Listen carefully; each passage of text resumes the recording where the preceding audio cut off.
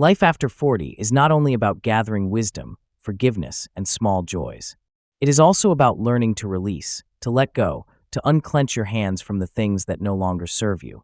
If forgiveness heals the wounds of the past, and small joys teach you to cherish the present, then letting go gives you the freedom to walk into the future without unnecessary burdens. Yet letting go is one of the hardest lessons. Human beings are natural holders. We hold on to possessions, to people, to titles, to grudges, to dreams long expired. We hold on even when our hands are tired, even when what we hold is hurting us. We think letting go means losing, failing, or giving up. But in truth, letting go is not defeat. It is an act of strength, of clarity, of liberation. At 40 and beyond, the art of letting go becomes urgent. You cannot carry every burden into the second half of your life. If you try, you will drown in weight. The only way forward is to lighten the load. Letting go of expectations, the first weight to release, is the expectations others place upon you. In youth, we live by the voices of parents, teachers, bosses, society. Be successful, buy a house, have children, climb higher, never fail. These voices echo for decades. By 40, you may realize that much of your stress is not even yours. It is borrowed from the demands of others. A woman named Hannah once told me she spent her 20s chasing her parents' dream of her becoming a lawyer. She hated the work but endured for years, hoping to make them proud. At 42, she finally left and began teaching art at a small school. For the first time in decades, I breathe, she said. Letting go of their expectations allowed her to live her own life. You cannot live fully if you are still trying to satisfy every voice but your own. Letting go means recognizing, I am no longer the child of everyone's demands. I am the author of my life. Letting go of comparison, another heavy chain, is comparison. At 40, you look at classmates, colleagues, neighbors. Some seem richer, happier, healthier. Social media magnifies this pain. Perfect families, exotic vacations, endless achievements. Comparison whispers, you are behind, you are less, you are failing. But comparison is poison. It blinds you to your own blessings. It convinces you that your path must look like theirs, when in truth every life is unique. A man named Victor once confessed, I scroll at night and feel sick. Everyone seems more successful. I feel like a loser at 45. Yet when asked about his own life, he admitted he had 2 children who adored him, a wife who loved him, a garden he cared for. The problem was not lack of blessings, it was blindness caused by comparison. Letting go means deleting the illusion that life is a race. After 40, peace comes when you stop comparing your behind the scenes with someone else's highlight reel. Letting go of toxic relationships, the third burden, is relationships that drain your soul. Some friendships no longer nourish, but only demand. Some relatives spread poison with gossip or criticism. Some partners diminish you with control or neglect. At 20, you may tolerate such relationships out of fear of loneliness. At 30, out of habit. But at 40, you must decide, do I want to carry this weight into the years ahead? Letting go of toxic relationships is not cruelty. It is self-respect. It does not always mean cutting people completely, but it does mean drawing boundaries, saying no, refusing to be diminished. I recall a woman named Sophia, who at 43 finally stopped answering the daily calls of a friend who only complained, never listened. She said, I thought loyalty meant endless tolerance. But loyalty to myself matters too.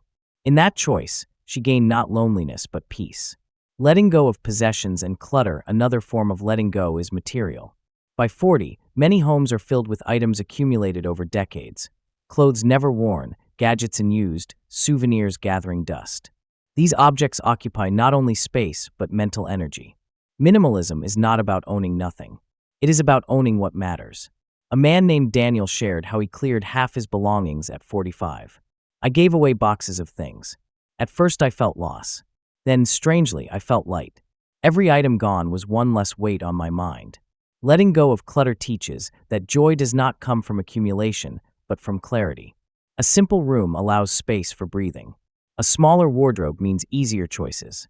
Fewer possessions create more freedom. Letting go of old dreams, perhaps the hardest letting go is of dreams that no longer fit. In youth, you may have dreamed of being a rock star, a CEO, an athlete, a celebrity. Some dreams fade naturally. Others cling, making you feel like a failure because you never reached them. But after 40, wisdom whispers, not all dreams are meant to be kept forever. Some are meant to guide you in youth, then be released so new dreams can take root. A man named Anthony dreamed of becoming a novelist. He wrote for years but never published. At 44, he let go of the dream of fame. Instead, he began writing stories for his children at bedtime. In letting go of one dream, he embraced another more meaningful one. Letting go is not giving up. It is evolving. It is asking, what dream fits me now, in this season of life? Letting go of fear of failure paralyzes many after 40. Youth seemed full of chances, but now risks feel heavier. You fear wasting time, losing money, looking foolish.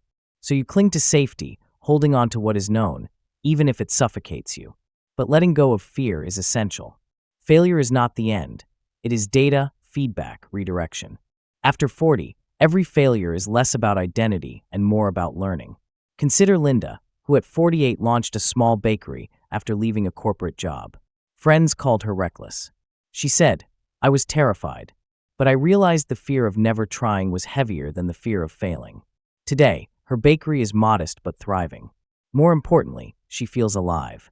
Letting go of fear does not mean recklessness. It means refusing to let fear dictate your future. Letting go of resentment. Some carry grudges for decades against parents, ex-spouses, colleagues. These grudges burn silently, stealing joy. After 40, resentment ages you faster than time. It hardens the heart, poisons the mind. Letting go of resentment is not excusing others. It is choosing not to let them live rent-free in your soul. It is saying, "You hurt me, but I will not let your shadow darken my remaining years." A man once told me, "I carried anger at my father until I was 50. When I finally forgave, it felt like dropping a boulder I had dragged since childhood." That is the freedom of letting go. Letting go of the need to control at midlife. Many realize how little control they truly have. Children make their own choices. Parents age and die. The economy shifts. Illness strikes without warning. Control is an illusion. Letting go of it means shifting from anxiety to trust.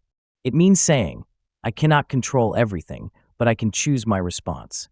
I can choose my attitude, my kindness, my effort." When you release control, you find peace. You stop trying to predict every outcome and start living the present more fully. The practice of letting go. How do we let go in practical terms? Awareness.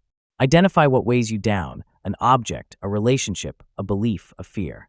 Name it. Decision. Ask, does this still serve me? If not, it is time to release.